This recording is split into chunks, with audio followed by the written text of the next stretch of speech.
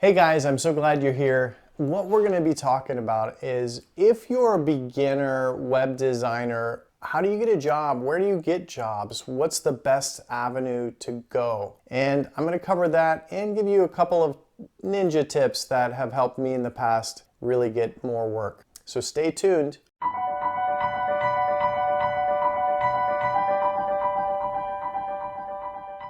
Hi, I'm Paul Kluke. I own my own online marketing business and I have been in this space since 2012 and I've learned a lot. I wish people had pulled me aside and told me some of the things that I'm going to share with you today. When you're getting started, it's really difficult to sort of like break into, web designing, or it can be difficult based on your skill set and where you live. Demographics really play a role in this scenario because if you live in a place that's highly populated, you're just going to know that there's more developers in your area. But if you live in a more rural area, then chances are you'd be able to get a job a little bit more easily. And based on those two things, it is really going to determine how I would market myself as a brand new web designer. Number one, can you basically navigate all of the drag and drop builders? Number two, can you work within WordPress? And number three, can you do HTML and CSS? What's your skill level there? And do you have a basic foundational knowledge of JavaScript? So depending on if you answered yes to all of those things, I would say that really any marketplace you'd be ready to get a job in. However, because you still feel like you're in the beginning stages, you'll want to make sure that you're focusing on building out that education and in the meantime picking up work wherever you can so you can expand your portfolio so that when you sit down with a potential client, you can really show them and showcase your work. So there's some great places to get work when you're starting out. And these are some of the things that I did when I was starting as well. If you've gone to Fiverr.com, you can basically start a gig. You can offer a gig on there for $5. It starts at $5 and then you can add premium services to that. You can let people know that for $5, I'll set up your domain on a host, for instance. For $5, I'll build a landing page. For $10, I'll add a contact form. Those are the kinds of things that you can offer on Fiverr, and that way you get some money flowing in through the door while you're building your education. You can also sign up for different websites like freelancer.com, upwork.com, toptalent.com, which is sort of like Top Talent.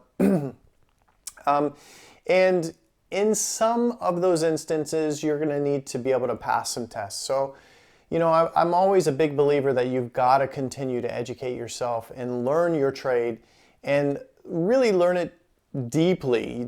Become really good at a certain aspect of what you do, because once you really have a competitive advantage over all of the people in the marketplace, people are going to come to you. Make sure you're setting yourself up from the beginning as the leader in your business, in your area. Some other things that a lot of people forget about is that, when you go out and join the local Chamber of Commerce, you can introduce yourself to lots of different business owners who are all going to need either websites or they're going to need to get their websites fixed at some point. And so you can pick up a lot of relationships and, pick up a lot of business that way. Now, a ninja tip, and I've seen this done, it was used on me and it worked quite well, was if you basically get one client and develop a good relationship with them, you can go on to LinkedIn and find their network and download a list of their network. You can also go on and into public records and download lists of neighbors' names and then create a list and hand it to them, because I'm assuming you know them quite well, and you could just show it to them and say, hey, is there anybody on this list that you can think of might need a website or might need to fix a website? That is a great way to open a conversation, and all you need is somebody to simply say to their neighbor, hey, I've got my friend Paul here who has done great work for me, and if you need anything done on your site, he can do it for you as well. That works. Referrals, I've gotten lots of referrals over the years. It's probably the best way I like to do business because they trust you because they trust your friend, or I'm sorry, their friend, your mutual friend. And so the distance between you and them isn't as great.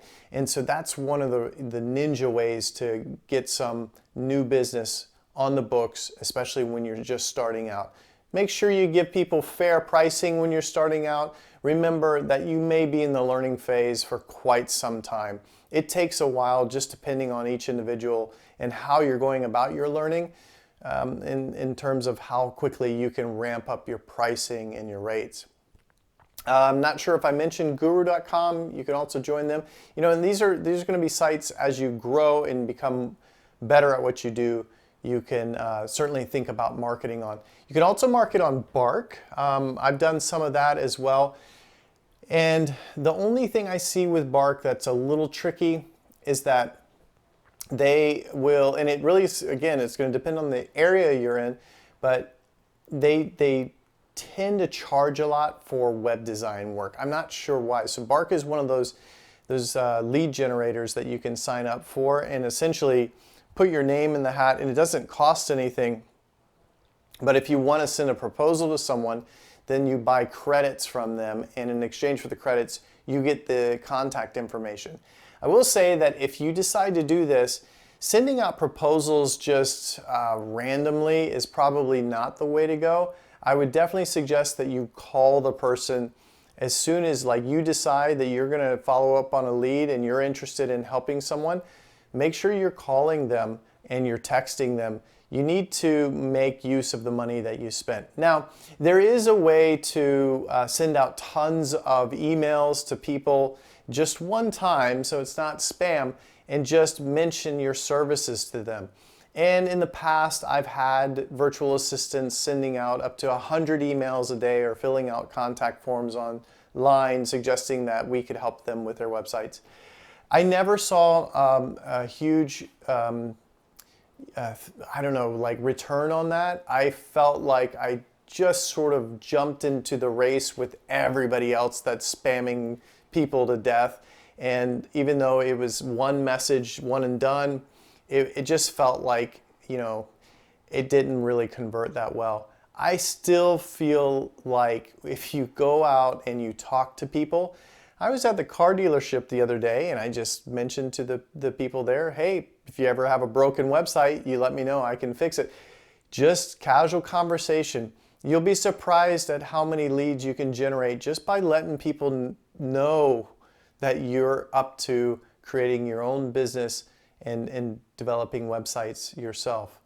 I hope that has helped you, and I'm super excited for you because it's quite a journey. You're going to learn lots of stuff doing this kind of business. You're going to learn a lot about yourself and learn a lot about people and business owners. And I can tell you it's a lot of fun if you'll stick with it.